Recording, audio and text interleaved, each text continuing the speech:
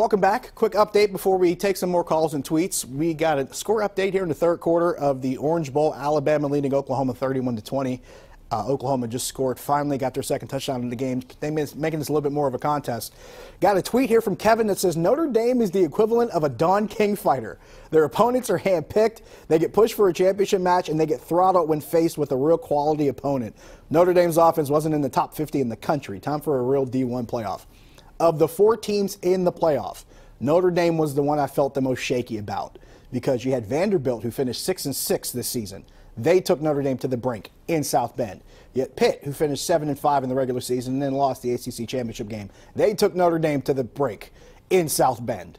Those are 2 games that if one drive goes differently, if a pass doesn't get dropped for Vanderbilt, if a running play doesn't go badly for Pitt, I think it was on third down, you're talking 2 teams that might have beaten Notre Dame in South Bend. So that's something that should stand out, and I think it does. And yes, as far as talent goes, I thought Clemson had more going in. Paul Zeiss and I talked about this for the ACC championship game.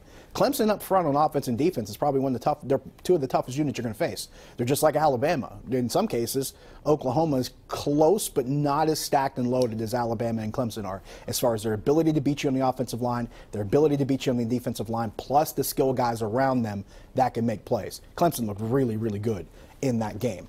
We have George on Twitter who says Browns have a chance if they score first. If they fall behind something like 14-0, they have no hope. I would agree with that. If I'm Cleveland, I'm coming out hot. You got to get points early, try to go down the field, use as much as you can. Mayfield, besides being a pretty good thrower, I think, and he comes out of an offense at Oklahoma that's designed to provide instant offense. That's how the air raid offense was built.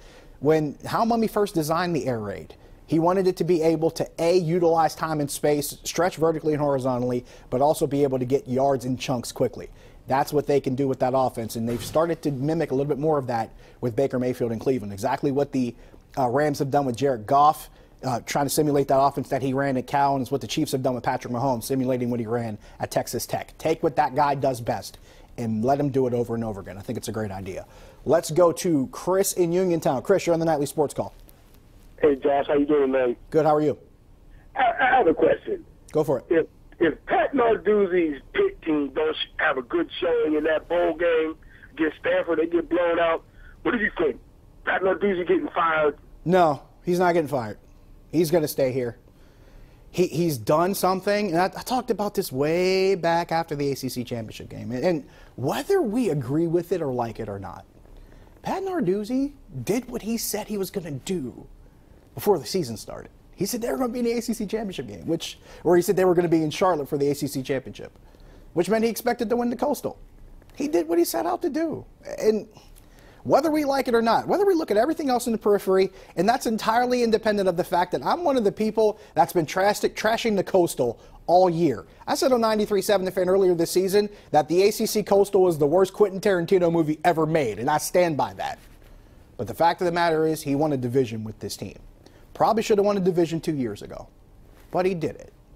And whether or not we like it, that's something that they're going to hang their hat on going into the next season. They're going to boast that they're the defending division champion, and they're going to boast that they want to go back to the ACC championship game. Whether we like it or not, it's going to earn them another year or 2. Now, I'll admit, he's going up against a coach in David Shaw, whom I happen to like. David Shaw is one of my favorite coaches in college football. David Shaw's a smart guy. So if you thought Pitt had problems against Clemson, don't be surprised if some of those problems pop up again on Monday afternoon, because David Shaw is a guy that can exploit those. Let's go to Jim in Portview. Jim, you're on the Nightly Sports Call. Hey, Josh, how you doing? Good, how are you? Hey, question. The referee's been really dogging the Steelers lately with these penalties. Man, how everyone. Hayden with New Orleans, the interference call. Yeah. What are the chances of them changing the rules and doing a red flag review on some of these questionable penalties? That's a good question. It's probably a better question from Mike Tomlin. I'm sure he's going to be asked about that when the season ends because he's part of the competition committee. I'd love to hear what he thinks about that. I know he's already talked about certain things that he would not change that have gone against them this season. I know he wants to leave some things out of the purview of replay just because it might make them more complicated. And in all fairness, they found ways to complicate some simple things when it comes to the review process. So I think I understand why he might be hesitant to push some other things towards replay, because some of the things they've been, trusted with, they haven't really gotten right. But I'm curious to see how that goes. I imagine there's going to be some things discussed with the competition committee between seasons about how they can change some things and maybe look at how some of these other calls are enforced. And Mike Tomlin will probably be asked about it. Got to take a break. Wrapping up. We come back.